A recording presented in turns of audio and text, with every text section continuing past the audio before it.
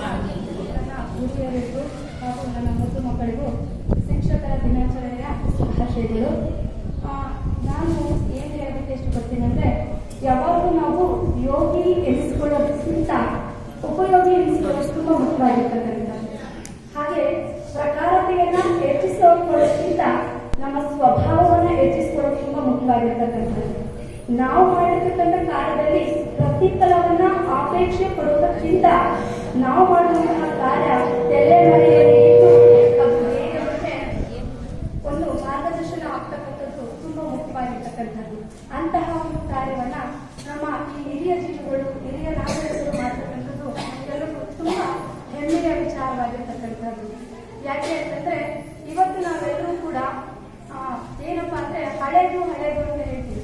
ವಯಸ್ಸಾಗಿದೆ ಅನ್ನೋದು ವಯಸ್ಸಾದವರು ಅಂತ ಹೇಳಿದ್ರೆ, ಸೊ ಅವರಿಗೆ ದೇಹಕ್ಕೆ ವಯಸ್ಸಾಗಿದೆ ಹೊರತಾಗಿ ಮನಸ್ಸಿಗೆ ವಯಸ್ಸಾಗಿರೋದಿಲ್ಲ. ಅದಕ್ಕೆ ಹಳ್ಳಿ ಕಡೆ ಒಂದು ಮಾತು ಹೇಳ್ತಾರೆ, ಅಳಿಯೋದು ಯಾವಾಗಲೂ ಚಿನ್ನದ ತರ ಹೊಳೆತಿರ್ಬೇಕು ಅಂತ ಹೇಳಿ.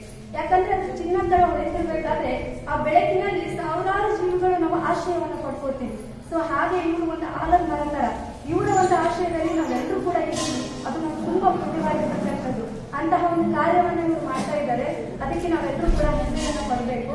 ನಾವು ಕೂಡ ಅವರ ದಾರಿಯಲ್ಲೇ ಸಾಗಬೇಕು ಅನ್ನುವಂತಹದ್ದು. ಜೊತೆಗೆ ಇವತ್ತೆಲ್ಲರೂ ಕೂಡ ಏನಾದ್ರೂ ಸಾಧನೆಯನ್ನ ಮಾಡಿದ್ರೆ ನಾವು ಟಿವಿ ಮುಂದೆನೋ ಅಥವಾ ಯಾವುದೋ ಕಾರ್ಯಕ್ರಮದಲ್ಲಿ ಮಕ್ಕಳಿಗೆ ತೋರಿಸ್ತೀವಿ, ನೋಡಿ ಅವ್ರು ಎಷ್ಟು ಚೆನ್ನಾಗಿ ಸಾಧನೆ ಮಾಡಿದ್ದಾರೆ. ಸೊ ಅವ್ರ ತರ ನೀವ್ ಆಗ್ಬೇಕು ಅಂತ ಹೇಳ್ತೀವೇ ಹೊರತಾಗಿ ಅವ್ರು ಎಷ್ಟು ಚೆನ್ನಾಗಿ ಸಾಧನೆ ಮಾಡಿದಾನೆ, ಆ ಸಾಧಕನೇ ಹಿಂದಿರ್ತಕ್ಕಂಥ ಶಿಕ್ಷಕ ಅನ್ನುವಂಥ ಮಾಂತ್ರಿಕನ ಬಗ್ಗೆ ನಾವು ಯಾರು ಮಾತಾಡೋದಿಲ್ಲ.